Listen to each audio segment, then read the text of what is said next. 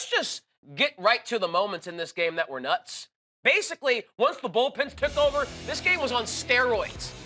Kenley Jansen never blows a save. The Dodgers never blow a save. It's 3-2, leading off the ninth on an 0-2 pitch. Marwin Gonzalez ties it up at 3. We go to extras in the 10th. Jose Altuve, solo shot.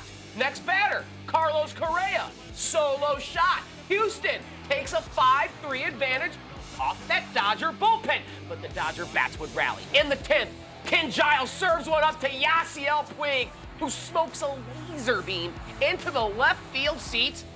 Dodgers down by 1.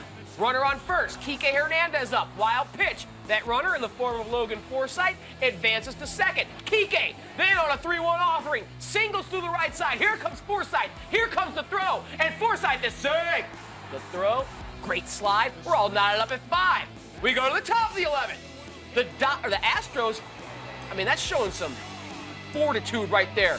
For George Springer and the Stros to answer after they lost that 2-run advantage, he hits a 2-run shot, but the Dodgers make it interesting in the bottom of the 11th. Charlie Culberson, who hits a solo shot that makes it a 1-run game. And here comes Puig representing the game-tying run.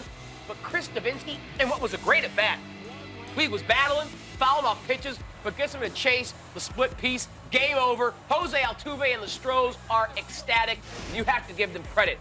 When the Dodgers tied it up 5-5, after the Stros had taken the 5-3 lead thanks to Altuve and Correa, I thought, no way the Dodgers do not win this game. All the momentum in their favor. That chance for the Stros slipped through their fingers, but credit the Astros as they come right back, get the 2-run shot from Springer, and win game 2, guys. What more can you say about this ballgame? Yeah, I think you have to give credit to George Springer for bouncing back. He was a guy that we talked about yesterday, really need to have a big ball game against Kershaw. Not only did he go 0 for 4 in that game, he struck out 4 times. So for him to go 3 for 5 in this contest and deliver that 2-run jack in the 11th inning, which turned out to be the difference, that's huge. But if I'm an Astros player, I just have to wonder, how many times do we have to bail out the bullpen? Like, how many times do we have to win a game? It seems like they had it 5-3 in the 10th, and then they had to go out and win the game again in the 11th. That has to wear on you, Tim. Well, that was the huge storyline all season long with the Astros, was their bullpen going to catch up with them. 1 in the 8th, 1 in the 9th, 2 in the 10th, 2 in the 11th. The offense really came through for Houston. This was the best offensive team in the entire American League. And this was an enormous win, guys. They only had 1 win so far on the road. Now, all of a sudden, we got a series. Did Justin Verlander start this game 3 days ago? It feels like it. Right? Because there was so much fireworks late in the game that, you know, the unbelievable effort that Verlander had, even though he gave up 3 earned runs, guys, he only gave up 2 hits.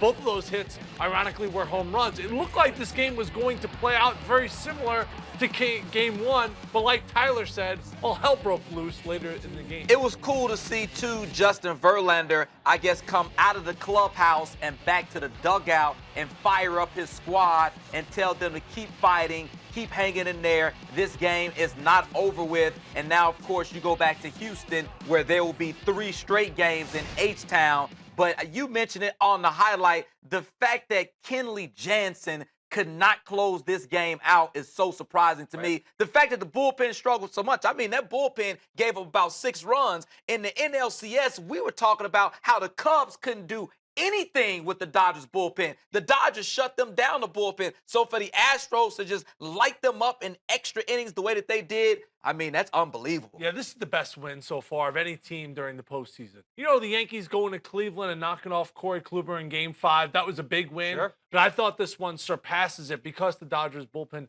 has been so dominant, because the Dodgers have been so dominant. They've only lost 1 game so far in the playoffs by 1 freaking run, and they've just been lights out once they have a lead late in the game. But they were able to scrape across that run to make it 3-2. And I felt at that moment, okay, now all he needs is just 1.